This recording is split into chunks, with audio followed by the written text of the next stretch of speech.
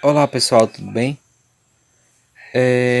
Dando início à nossa jornada aí pelo espaço, né?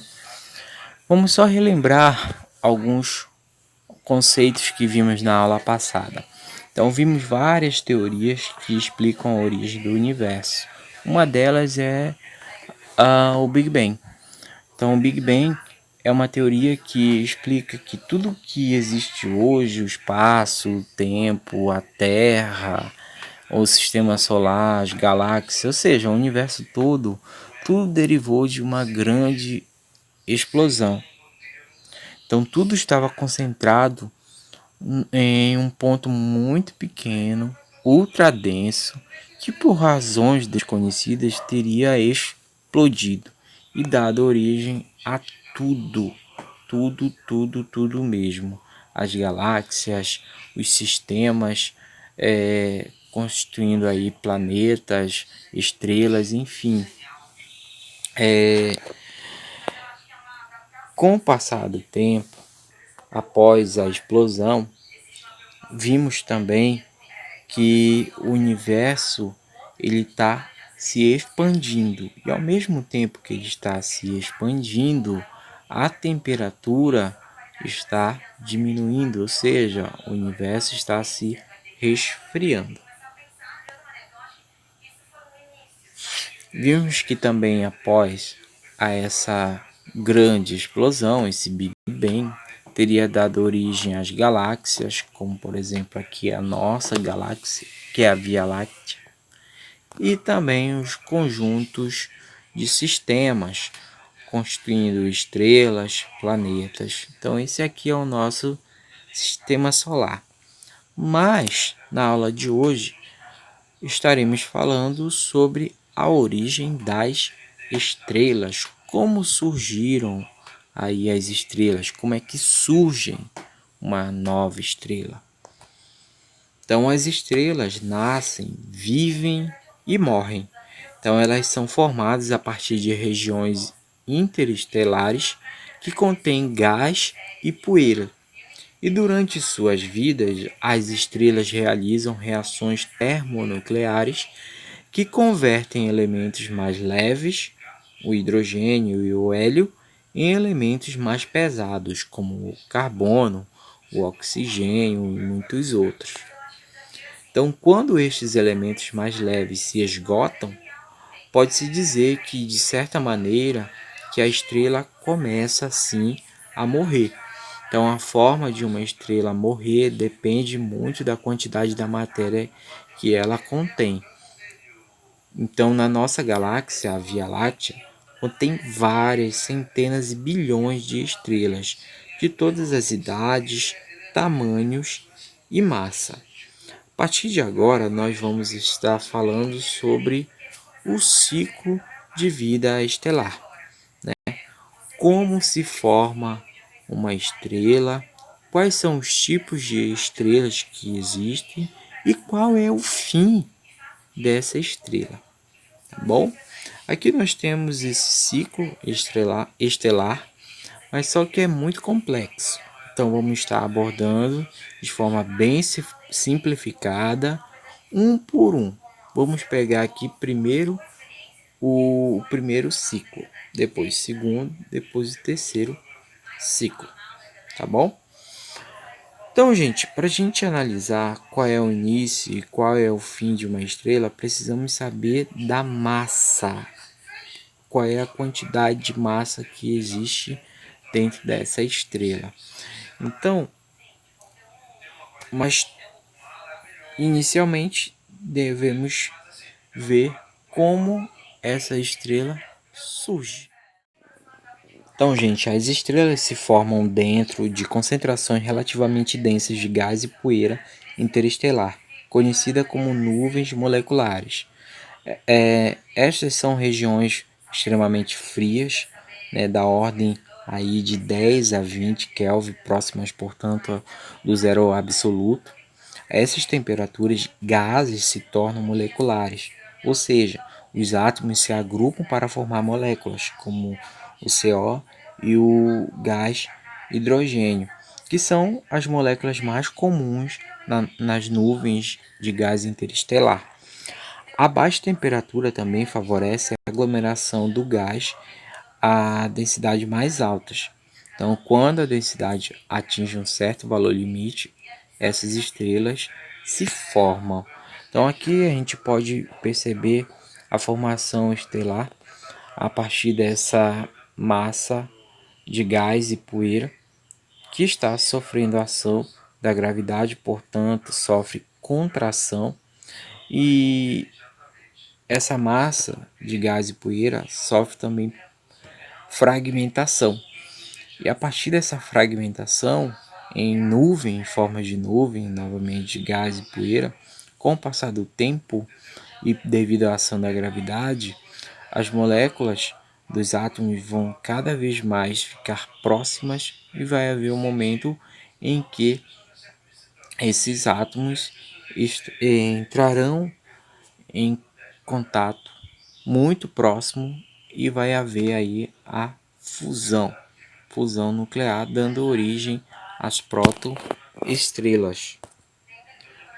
Bem, protoestrela é o estágio inicial da vida de uma estrela, abrangendo desde o instante em que a região central da nebulosa se torna opaca à radiação que emite, até o instante em que a estrela atinge a sequência principal de idade zero.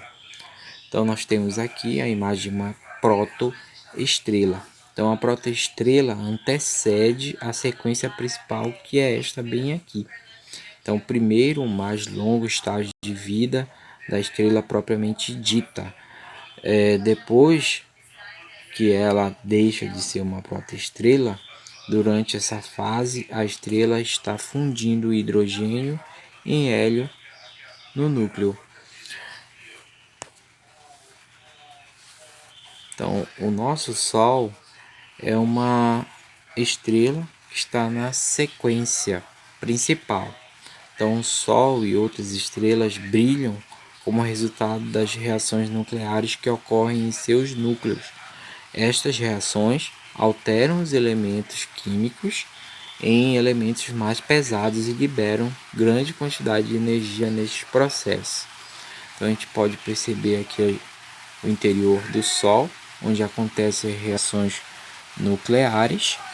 Também na imagem à direita a gente pode perceber as setas para dentro, ou seja, da parte mais externa para a parte mais interna, são representadas pelas setas em verde, a ação da gravidade, e as setas em vermelho, de dentro para fora, a pressão devido às reações nucleares, às explosões nucleares. Então a gente percebe que na sequência principal há um embate muito grande em relação ao poder da fusão nuclear, das reações nucleares, em contrapartida com a gravidade que tenta forçar toda essa expansão para o centro da estrela, que é o núcleo. Então a gravidade e essa pressão sempre vão ficar se batendo sempre no decorrer daí da formação de uma estrela. São forças antagônicas. Após aí a sequência principal, nós vamos ter a gigante vermelha. É a estrela expandida, que fica muito grande, com baixa temperatura superficial, o que lhe dá a cor avermelhada. Estrelas gigantes avermelhadas já queimam todo o hidrogênio nuclear e agora tiram energia fundindo o hélio em carbono. Temos aí também a supergigante vermelha, que é uma estrela massiva, mais de 10 vezes a massa do Sol, um estágio avançado de evolução estelar. Pode ser até 1000 vezes maior que o Sol e milhares de vezes mais luminosa. Existem supergigantes em todos os tipos espectrais, uma supergigante provavelmente se transformará numa supernova mais tarde. Então nós temos aqui uma supergigante, né, a estrela mais brilhante da constelação de Órion, é uma supergigante vermelha chamada de Beta Glued. Então nós temos aqui uma comparação do nosso Sol, que está na fase de sequência principal, uma gigante vermelha e uma gigante maior vermelha, uma supergigante. A comparação aí entre elas. Gente, a gente pode perceber que a estrela, com o passar do tempo, ela vai aumentar a sua massa e vai aumentar também o seu tamanho. Então quer dizer o quê? Que ela vai ocupar espaço no local onde ela está. Então ela pode, nesse aumento, estar engolindo de certa forma, entre aspas, aí, planetas que estão ao seu redor, como a gente pode perceber aqui. Quer dizer o quê? Que um dia o Sol vai virar uma gigante vermelha e uma super gigante vermelha, possivelmente. E quando isso acontecer, alguns planetas próximos dele, do Sol, irão ser sucumbidos por ele, simplesmente destruídos. O primeiro planeta que vai ser atingido é o planeta de Mercúrio, que é o planeta mais próximo do Sol. Por conseguinte, Vênus. E qual é o terceiro planeta? A Terra. Enfim, esse é o nosso triste destino. Nebulosa planetária. Fase pela qual passam estrelas do tipo do Sol. Quando, após a fase de gigante vermelha, ejetam seu envelope externo, que se espalha por uma região do tamanho do Sistema Solar, a estrela central posteriormente se transforma em uma anã branca. O termo nebulosa planetária foi dado porque alguns desses objetos se parecem com o planeta Urano, quando olhadas através de um telescópio pequeno. Então quer dizer o que? Se uma super gigante vermelha não atingir, digamos assim, o nosso planeta Terra, mas vai acontecer uma explosão, né, que vai ocasionar aí a formação de uma nebulosa planetária que vai atingir o nosso planeta, enfim, todo o sistema solar. Então essa aqui é uma nebulosa planetária. A anã branca, estrela quente de baixa luminosidade que está no seu estágio final de evolução. Ela esgotou sua fonte de energia nuclear e colapsou a um tamanho similar ao da Terra, ou também menor, contendo uma massa similar à do Sol. Portanto, sua densidade média é de 100.000 a 1 milhão de vezes maior do que a densidade da Terra, transformando-se em anãs brancas todas as estrelas que se formam como massa entre 0,08 a 10 vezes a massa do Sol. A massa máxima que uma anã branca pode ter é de 1,4 a massa do Sol. Então nós temos aqui uma anã branca em comparação aí com o tamanho da Terra. São bem próximos. Então uma anã branca pode ter o tamanho da Terra, pode ser menor que a Terra, pode ser também um pouco maior que a Terra. Então a anã branca que nós temos mais próxima, visível, é a Sirius A. Também temos aí a Sirius B, a sua acompanhante, a anã branca. Bem, gente, aqui nessa situação nós temos o ciclo de vida estelar para estrelas um pouquinho mais massivas em relação ao nosso Sol, tá?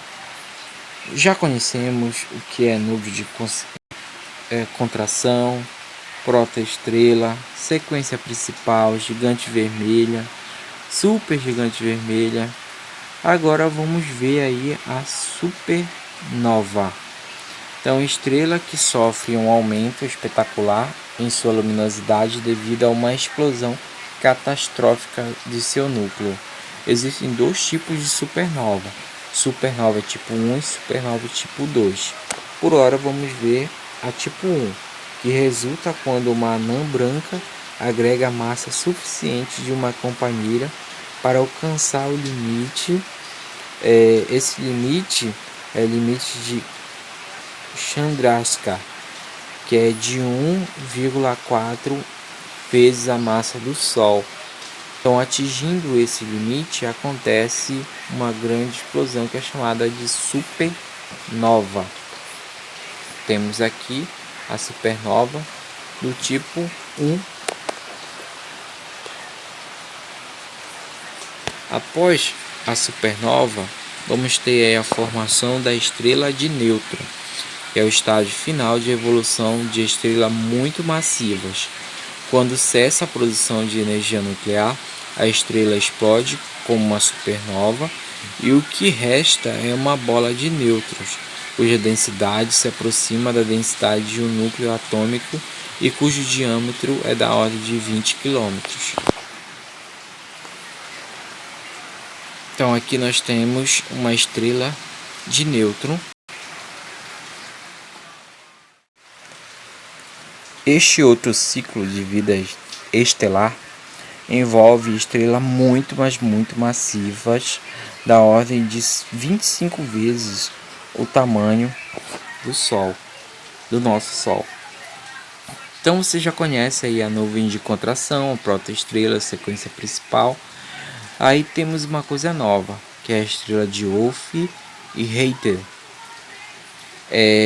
Essa estrela ela envolve a etapa evolutiva de estrelas de massa muito, mas muito grande, muito alta, em que a estrela apresenta forte perda de massa a um envoltório de gás e poeira. Então quer dizer o quê?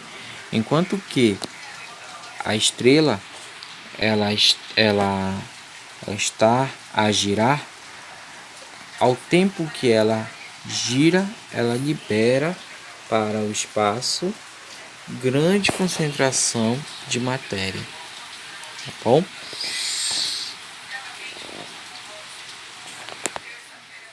Então vamos ter aí, com o passar do tempo, uma nova explosão que é chamada de supernova, estrela que sofre um aumento espetacular em sua luminosidade devido a uma explosão catastrófica em seu núcleo. Portanto, esta supernova é do tipo 2. O que difere?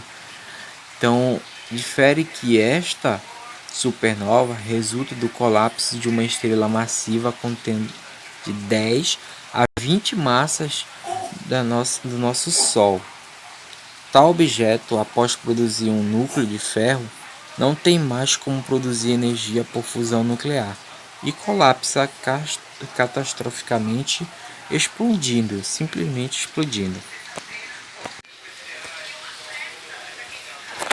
Então aqui nós podemos ver uma supernova do tipo 2, né?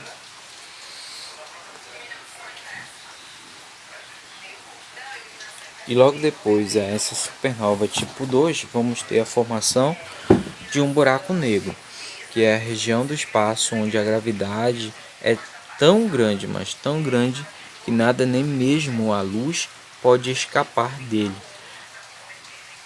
É um possível final de evolução de estrelas muito massivas.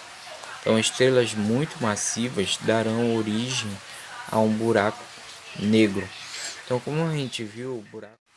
Nesta imagem podemos observar o poder destrutivo de um buraco negro.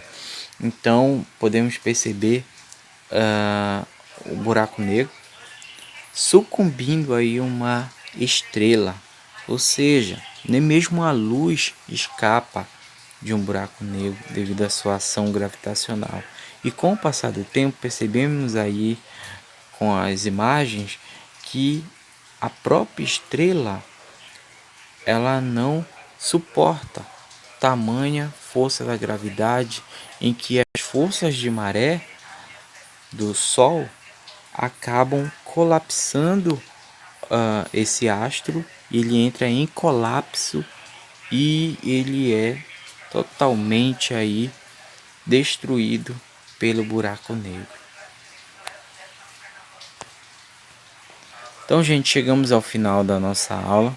Eu esqueci de falar para vocês qual é a página que vocês podem estar seguindo aí no livro. Então, essa aula você pode estar observando aí no livro na página 230, 231 e 232 do seu livro. Não temos atividades ainda nessa aula, porém resolvam a atividade da aula passada, do dia 14 de abril, tá bom? Fiquem atentos aí para novas informações e resolvam as atividades, tudo bem? Fique com Deus e até a próxima, gente.